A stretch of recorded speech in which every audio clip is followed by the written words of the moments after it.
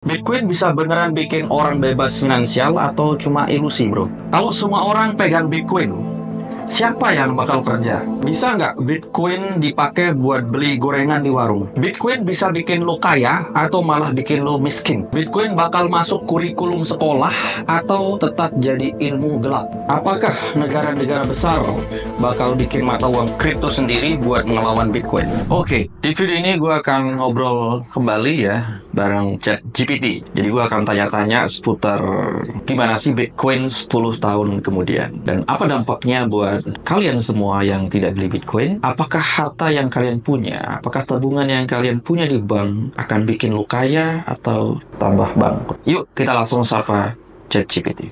Halo ChatGPT. Halo, ada yang bisa dibantu hari ini? Ya, kita ngobrol pakai bahasa santai ya. Jadi gue akan bahas atau bikin podcast sama lu lagi. Kita akan ngebahas tentang Bitcoin ya 10 tahun kemudian. Oke, siap. Ngobrol santai aja. Topik Bitcoin 10 tahun ke depan, serem banget tuh.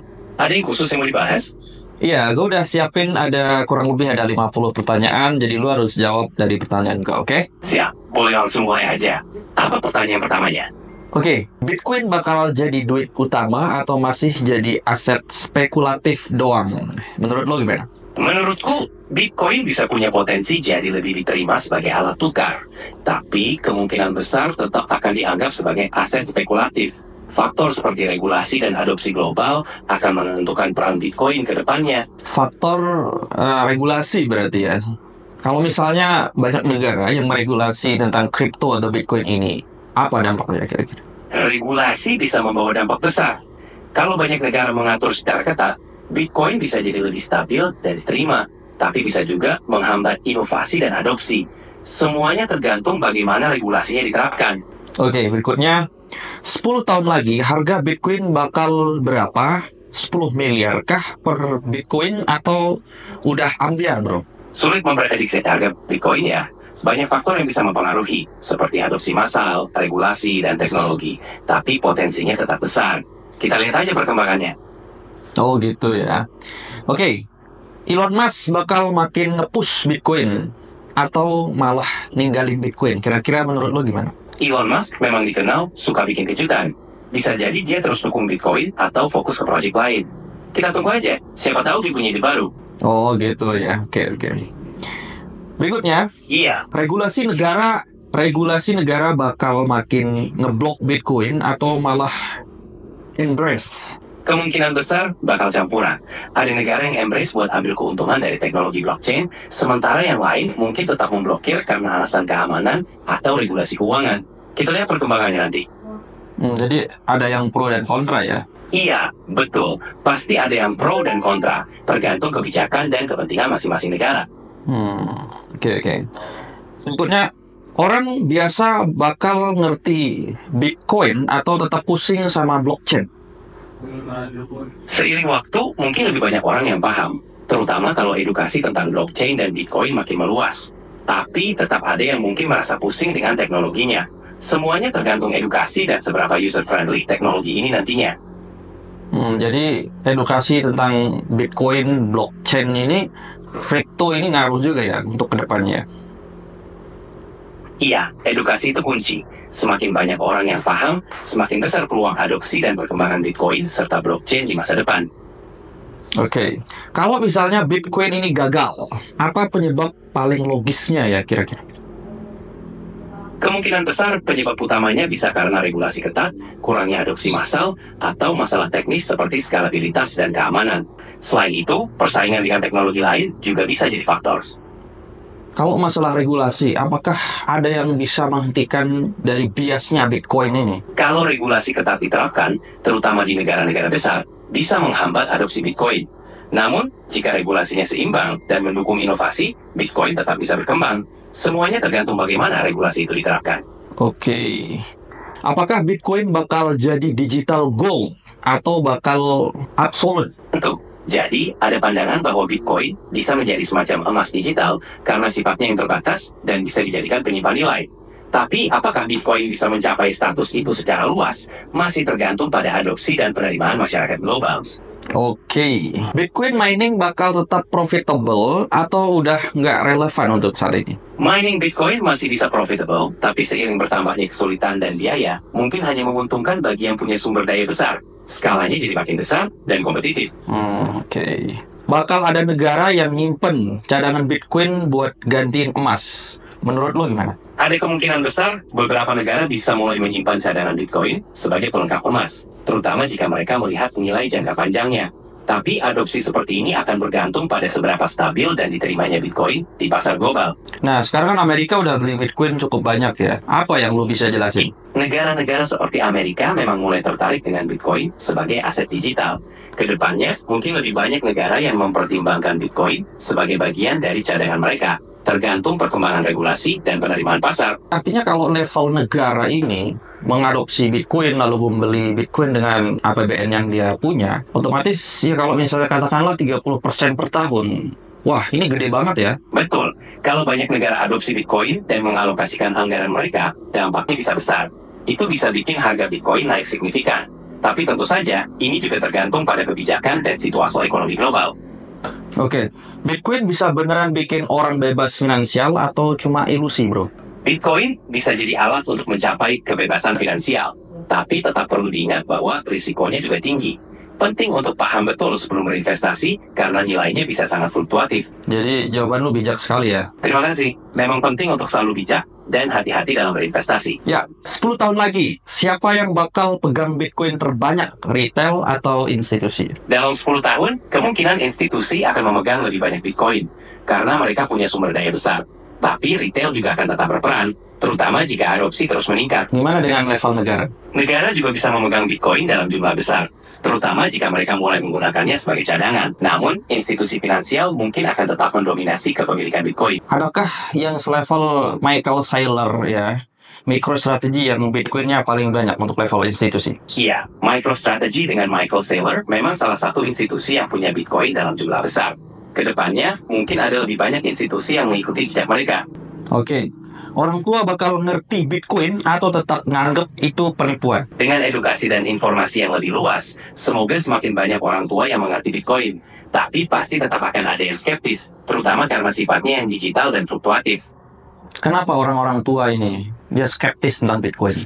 Banyak orang tua yang mungkin skeptis karena Bitcoin masih baru, volatilitasnya tinggi, dan kurangnya pemahaman tentang teknologi blockchain. Wajar saja, karena mereka lebih terbiasa dengan sistem keuangan tradisional. Oh gitu. Tapi kalau uang tradisional kayak fiat ini kan, ini apa ya, kalah banget sama Bitcoin yang per tahun aja 30%, sedangkan inflasi bisa 15% di suatu negara. Menurut lu gimana? Benar, Bitcoin memang punya potensi return yang tinggi, tapi di sisi lain, volatilitasnya juga tinggi. Jadi banyak orang tua lebih nyaman dengan yang sudah mereka kenal. Edukasi dan pemahaman akan membantu mereka melihat potensi Bitcoin lebih baik. Oh gitu. Apakah NFT dan Bitcoin bakal jalan bareng atau malah jadi musuh? NFT dan Bitcoin bisa berjalan bersama karena keduanya punya fungsi yang berbeda. Bitcoin sebagai penyimpan nilai, sedangkan NFT lebih ke aset digital unik. Mereka bisa saling melengkapi dalam ekosistem kripto. Oke. Kalau semua orang pegang Bitcoin, siapa yang bakal kerja? Kalau semua orang pegang Bitcoin, bukan berarti semua orang berhenti bekerja. Bitcoin bisa menjadi alat investasi atau tabungan, tapi orang tetap butuh bekerja untuk memenuhi kebutuhan harian. Oke. Bitcoin bisa beneran ngehancurin sistem perbankan atau enggak? Bitcoin punya potensi mengubah sistem keuangan, tapi mungkin lebih sebagai pelengkap atau alternatif, bukan menghancurkan. Perbankan tradisional masih punya peran penting, terutama untuk layanan yang berbeda dengan kripto. Oke, tapi kalau kita bandingkan nilai atau return yang kita dapatkan untuk beli Bitcoin dengan dampung deposito, menurut lu mana yang lebih potensial? Bitcoin bisa menawarkan return yang jauh lebih tinggi daripada deposito, tapi risikonya juga lebih besar. Deposito lebih aman, tapi returnnya lebih kecil. Pilihan tergantung pada profil risiko dan tujuan investasi masing-masing. Apa hal paling gila yang bisa kejadian di dunia kripto dalam 10 tahun yang akan datang? Salah satu hal paling gila bisa jadi adopsi massal oleh negara-negara besar, atau bahkan mata uang kripto menjadi alat tukar utama. Bisa juga muncul teknologi baru yang mengubah cara kita bertransaksi. Banyak kemungkinan menarik di dunia kripto. Bitcoin bisa dipakai buat beli rumah atau mobil kayak duit biasa, apa enggak? Bisa banget. Sudah ada beberapa tempat yang terima Bitcoin untuk pembelian rumah atau mobil. Kalau adopsi terus meningkat, bisa jadi lebih umum di masa depan. Apa kemungkinan Bitcoin jadi alat pembayaran default buat gaji? Kemungkinan itu ada, tapi masih tergantung pada regulasi dan adopsi luas. Jika Bitcoin bisa lebih stabil dan diterima secara global, mungkin saja bisa jadi alat pembayaran gaji. Kalau lo punya Bitcoin sekarang, bakal jual kapan? Itu tergantung tujuan investasi dan strategi kamu. Kalau percaya pada potensi jangka panjang Bitcoin, mungkin bisa tahan lama. Tapi tetap perhatikan kondisi pasar dan tujuan finansial kamu ya. Oke, berarti tergantung tujuan investasinya. Kalau misalnya tujuan investasi jangka panjang, bisa diemin 10 tahun lagi ya? Iya, betul. Kalau tujuan jangka panjang, bisa disimpan dan lihat perkembangannya. Tapi tetap pantau kondisi pasar dan sesuaikan strategi jika diperlukan. Oke, apa skenario di mana Bitcoin bisa anjlok ke nol? Coba jelasin kira-kira. Skenario terburuk bisa terjadi kalau ada kegagalan teknis besar, larangan global yang ketat, atau hilangnya kepercayaan total dari pengguna. Tapi mengingat seberapa kuat komunitas dan infrastrukturnya saat ini, kemungkinan itu sangat kecil. Iya, soalnya dari level negara, ya, institusi kayak Amerika aja itu udah beli Bitcoin cukup banyak. Negara El Salvador itu udah beli juga ya. Menurut lu bakal kepercayaan orang-orang ini, kepercayaan negara bakal hilang apa enggak sih? Sepertinya kepercayaan akan tetap ada, terutama dengan dukungan dari negara-negara dan institusi besar. Selama ada manfaat dan kepercayaan dari komunitas global, Bitcoin masih punya masa depan yang cerah. Bitcoin bisa bikin lo kaya atau malah bikin lo miskin? Bitcoin bisa bikin kaya kalau diinvestasikan dengan bijak, tapi juga bisa bikin rugi besar kalau nggak hati-hati. Penting untuk selalu paham risiko dan melakukan riset sebelum investasi. Bitcoin bakal makin desentralisasi atau malah dikontrol elit? Bitcoin dirancang untuk desentralisasi, tapi pengaruh dari institusi besar mungkin bisa menciptakan dinamika baru. Namun, esensi desentralisasi tetap kuat dalam komunitas kripto. Kalau misalnya Amerika jual Bitcoin setengah dari aset Bitcoinnya, apakah harga bisa gerak? Kalau AS menjual Bitcoin dalam jumlah besar, harga bisa turun drastis sementara karena pasokan bertambah. Tapi pasar bisa menyesuaikan kembali seiring waktu.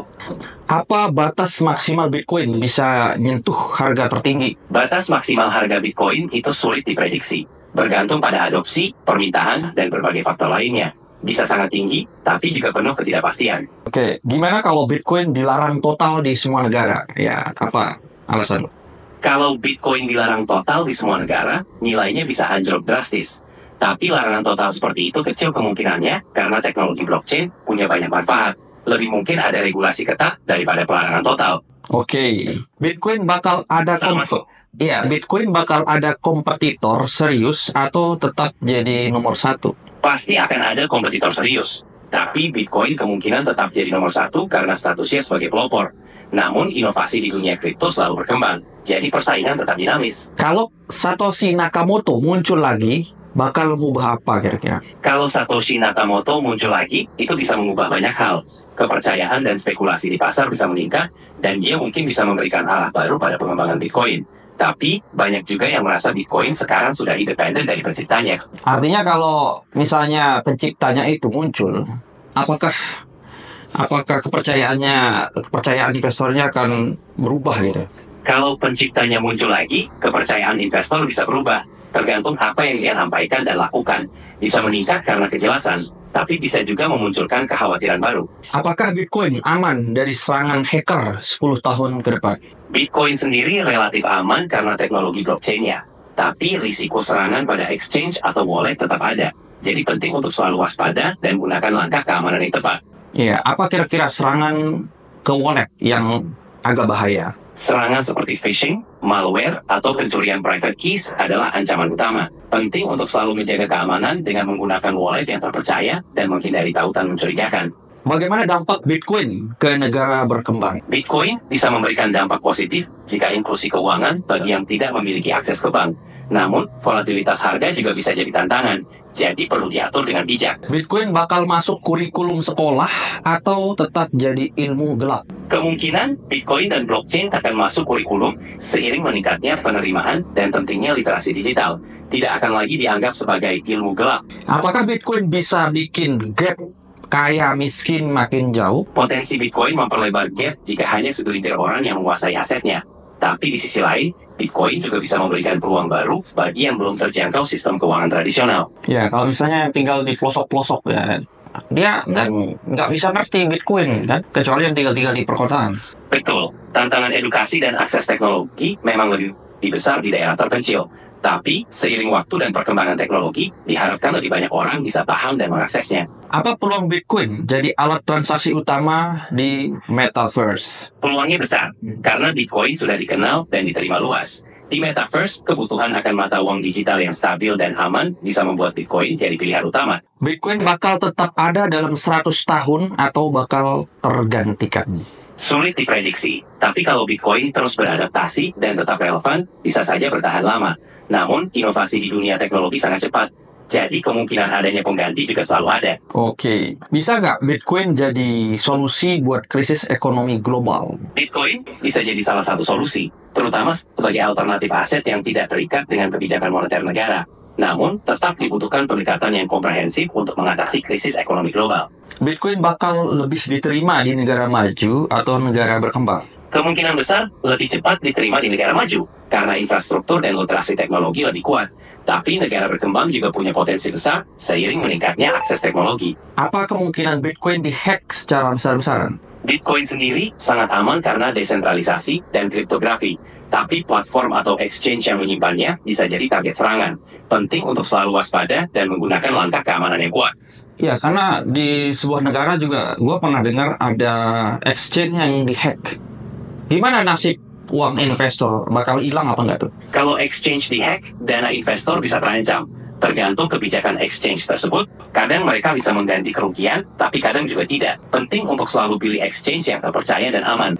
Kalau Bitcoin terlalu mahal buat orang biasa, gimana nasibnya? Bitcoin bisa dibeli dalam fraksi kecil, seperti Satoshi, jadi masih terjangkau untuk banyak orang. Selain itu, ada juga altcoin yang bisa jadi alternatif investasi. Ya, tapi altcoin itu kan dikontrol oleh orang ya, tidak desentralisasi. Jadi bisa kemungkinan dipam-pam gitu ya. Orang beli langsung di dump gitu, dijual gitu. Iya, benar. Beberapa altcoin memang lebih rentan terhadap manipulasi pasar. Karena itu penting untuk melakukan riset mendalam dan memahami risikonya sebelum berinvestasi. Bakal ada pajak khusus buat transaksi Bitcoin apa enggak? Bisa jadi, banyak negara mulai mempertimbangkan pajak khusus untuk transaksi Bitcoin. Tujuannya agar bisa mengatur dan mengawasi pergerakan aset digital ini lebih baik. Ya, negara ngambil pajak ya jelas negara pengen ada cuan juga pasti ya. Iya, pastinya. Negara ingin memastikan ada pemasukan dari transaksi digital dan juga mengatur agar penggunaan Bitcoin tetap sesuai aturan. Apakah negara-negara besar bakal bikin mata uang kripto sendiri buat ngelawan Bitcoin? Banyak negara besar sudah mempertimbangkan atau mengembangkan mata uang digital mereka sendiri, seperti CBDC. Ini bisa menjadi cara mereka untuk tetap relevan di era digital dan memberikan alternatif terhadap Bitcoin. Oke, gimana kalau Bitcoin tiba-tiba legal di semua negara? Apa dampaknya?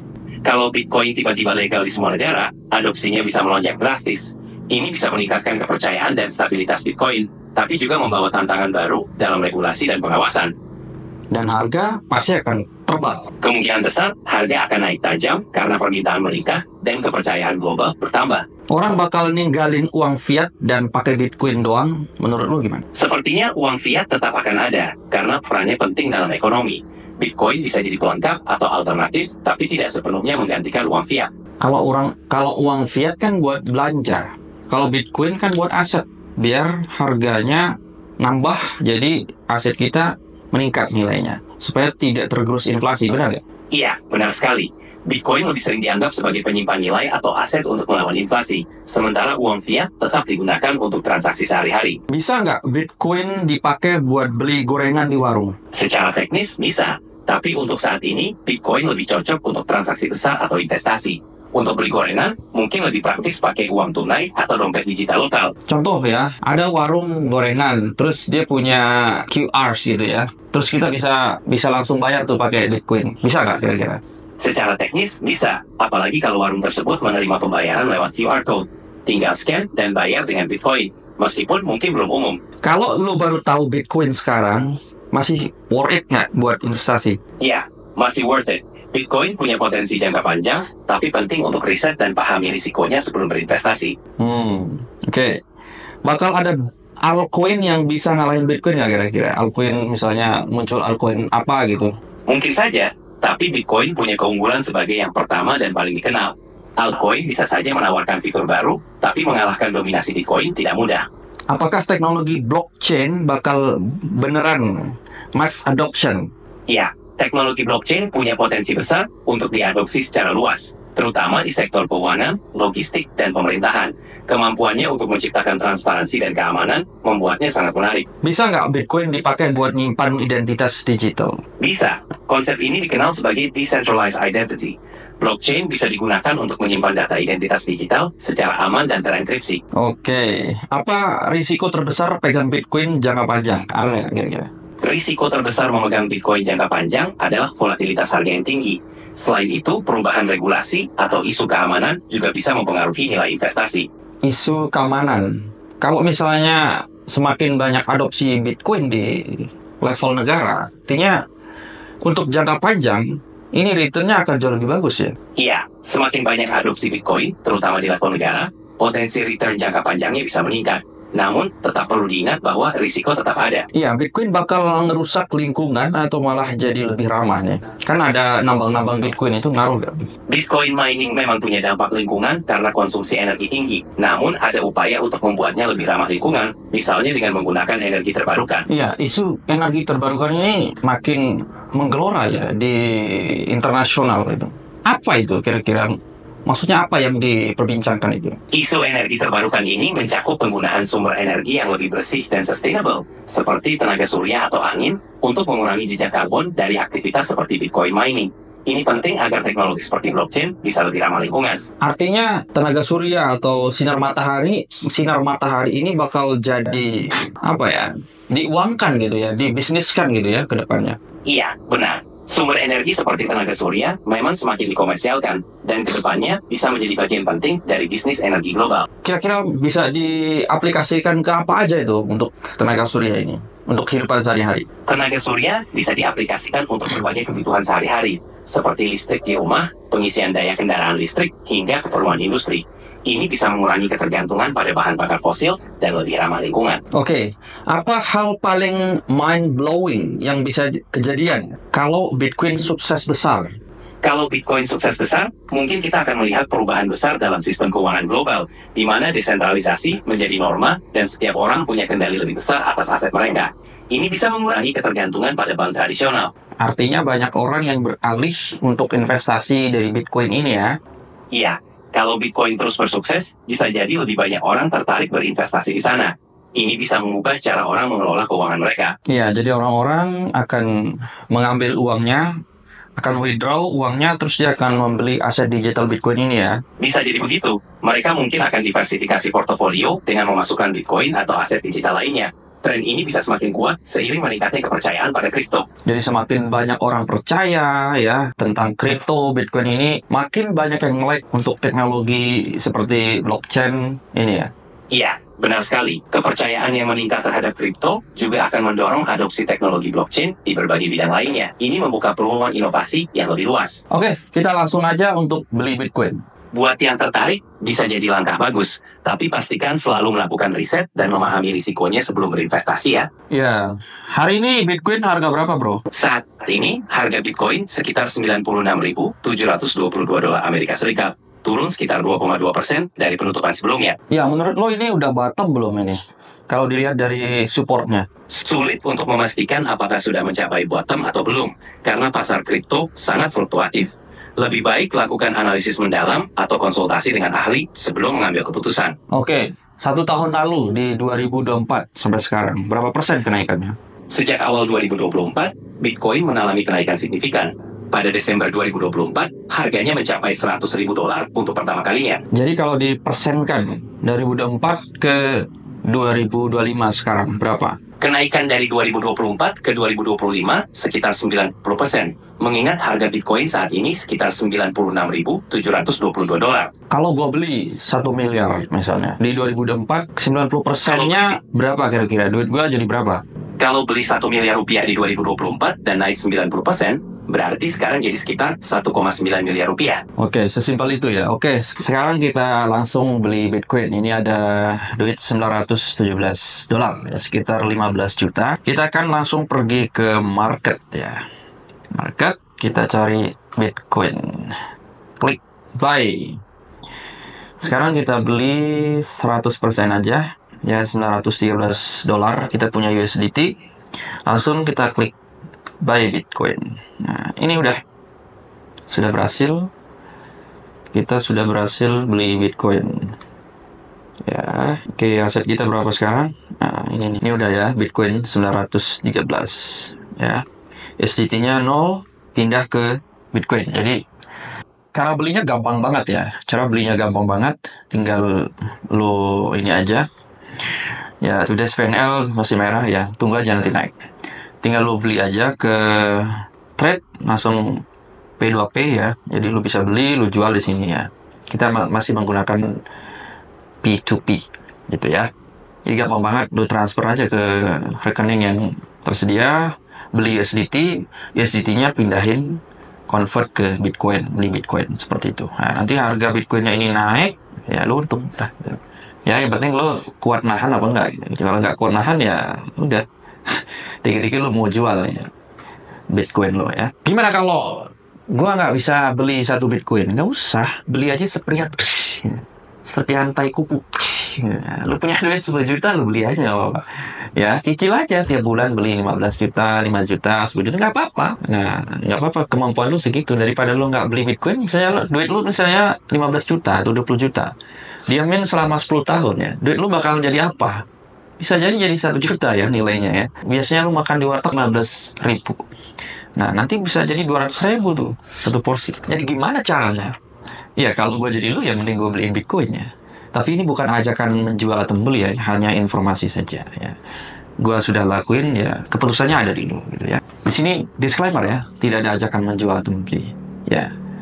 Kalau lu udah yakin ya udah action. Kalau nggak yakin ya. Kalau gue sih yakin. Amerika udah beli ya, Michael Saylor ya. Terus Elon Musk udah beli. Mereka orang pinter semua ya. Gua goblok ya. Gua masih orang bego gitu. Ini mainan-mainan orang dunia sekarang, orang-orang kelas atas itu yang level dunia paling kaya belinya Bitcoin gitu. Ya kan? Kalau misalnya gua taruh di apa ya misalnya? Di bisnis misalnya 15%. Gua agak ngeri sih. Soalnya 15% ini masih belum bisa ngalahin inflasi. Cuman kalau ada yang 25%, 30% atau 40% setahun. Ya seenggaknya ada daripada gua tabung di bawah bantal, bro. Atau gua taruh di bank, mending gua beli di Bitcoin. Ya ini ya sama seperti dompet lah ya. Celengan gue ya Bitcoin ya. Simple. Makasih.